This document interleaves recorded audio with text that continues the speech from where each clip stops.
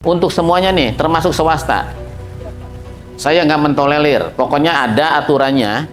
Kalau nggak ngikuti edaran kita, izin operasional Bapak Ibu saya cabut.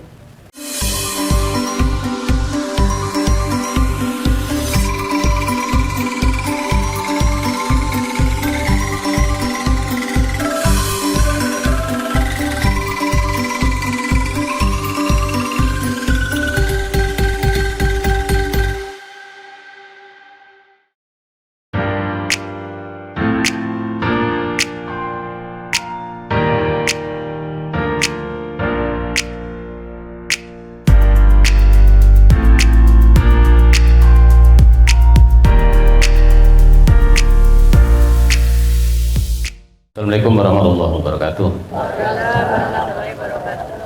Sampurasun. Saya sampaikan bahwa bisnis proses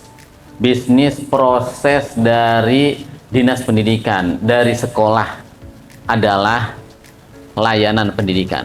Layanan pendidikan dalam bentuk apa? Salah satu dalam bentuk layanan belajar mengajar untuk menumbuh kembangkan potensi dan bakat siswa. Itu bisnis proses dinas pendidikan dan sekolah. Jadi intinya apa? Kita itu harus mampu memberikan layanan yang mencerminkan proses pendidikan di situ, gitu. Jadi ini yang harus digarisbawahi.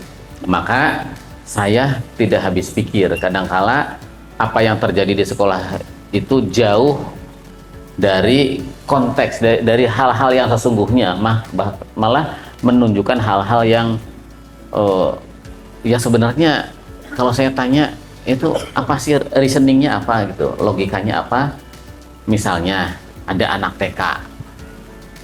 TK, ada pembelajaran biasa-biasa wae, layanan belajar biasa wae, tapi pas engke aya kenaikan kelas, kelulusan itu udah kayak mahasiswa, pakai baju wisuda, pakai medali gitu.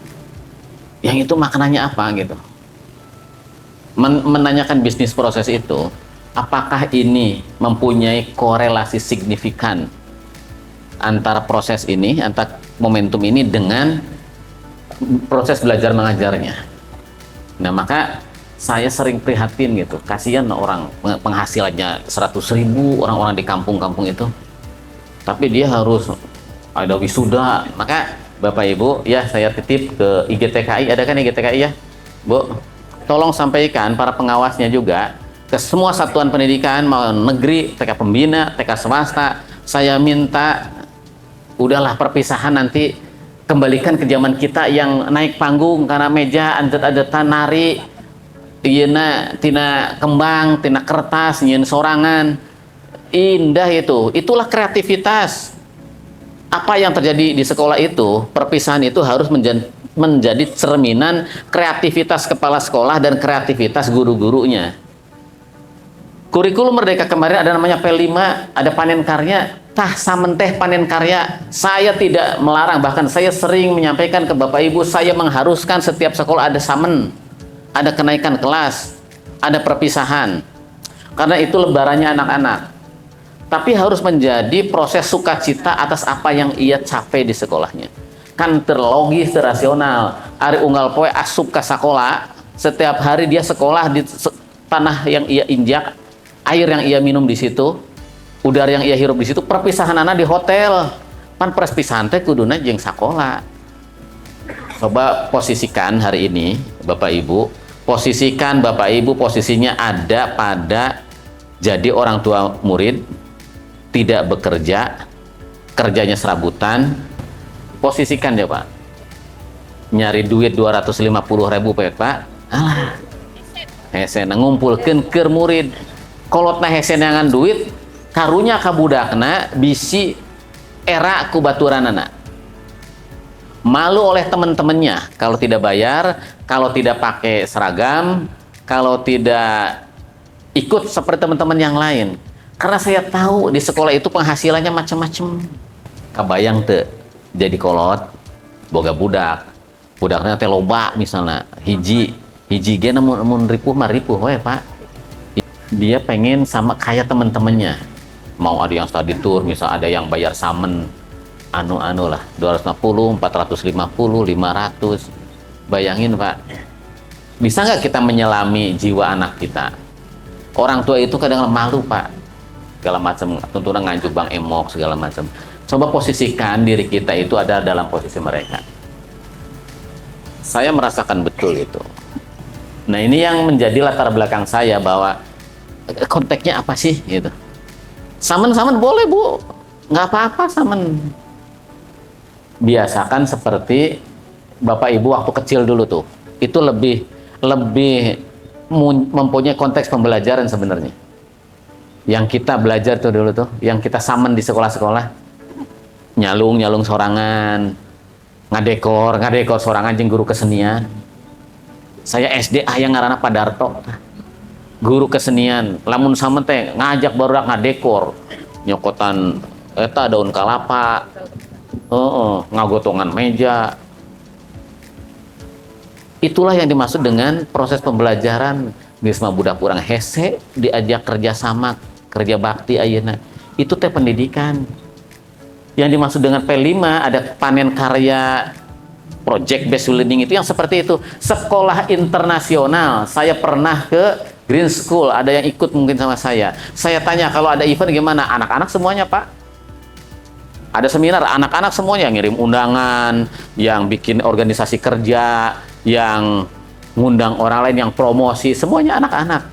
Itulah project based learning. Coba Anda itu mempunyai kreativitas. Untuk semuanya nih, termasuk swasta. Karena yang paling sering di hotel itu swasta nih. Saya nggak mentolerir. Pokoknya ada aturannya. Kalau nggak ngikuti edaran kita, izin operasional Bapak Ibu saya cabut. Karena apa Pak? Jangan eksklusif. Karena Bapak akan jadi referensi nanti sekolah-sekolah negeri juga. Tolonglah. Biar nggak eksklusif, egaliter, sama dengan negeri semuanya. Pelajari konteksnya. Ya Bu ya. Jadi hari ini saya bikin komitmen nih dengan sekolah swasta negeri. Karena yang paling kritis itu swasta. Saya bikin fakta integritas, tolong bikin fakta integritas dengan saya. Bahwa layanan bahwa perpisahan nanti itu dibuat sebagai sebuah panen hasil belajar Bapak Ibu semuanya. Kan harusnya dirancang tuh setahun sekarang nih, tahun ajaran baru nanti dirancang samennya mau bikin apa. Semuanya kolaborasi. Kan nanti tukang kameranya bisa anak-anak, tukang dekorasinya anak-anak sama guru kesenian. Nanti yang bikin videonya anak-anak, kan belajar merenang di sekolah. Bu ya, guru kesenian uji itu hasil pembelajarannya dengan siswa-siswanya di akhir tahun. Tuh, guru TIK uji di akhir tahun panen karyanya. Gitu maksud saya itu loh. Jadi bukan ngedadak. Jadi diajar perpisahan-perpisahan. Jangan kayak gitu. Tolong mulai kita sekarang benahi segala hal yang berkenaan dengan hal-hal yang jauh dari konteks bisnis proses kita, gitu ya. Jadi saya minta yang swasta siap ya Pak Yodi, kan ketuanya Pak Yodi itu sekolah swasta, ya. Jadi udah fakta integritas masih melakukan, cabut. Apa sih kelemahan kita? Lembek Pak, nggak mau nerapin aturan, dibiarin aja. Saya hanya minta itu Bapak menghormati apa yang kita inginkan.